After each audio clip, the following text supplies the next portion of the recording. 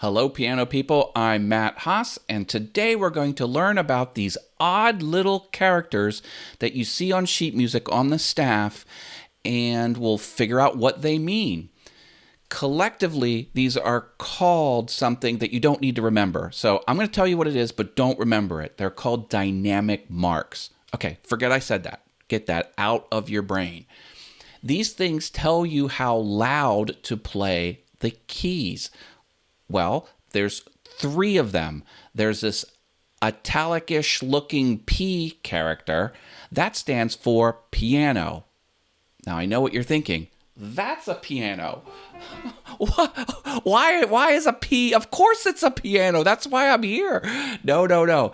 It's an Italian word, and it means soft or quiet. So the piano has its name after a term that means soft or quiet. Isn't that weird? Some things in the piano are really weird. Well, to play piano, you just touch the key softly like this. Piano.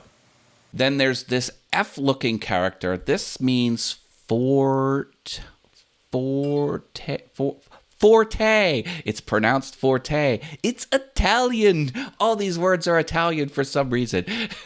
No, the Italian person made the piano 300 years ago. Isn't that cool?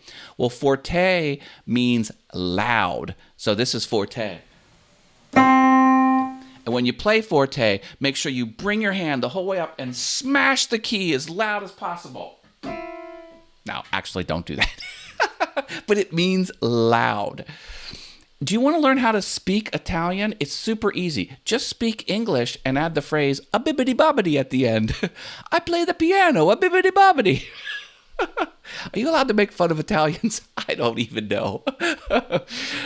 I mean no harm. I love my Italian brothers and sisters. Okay, there's a third one. It's this M and F together.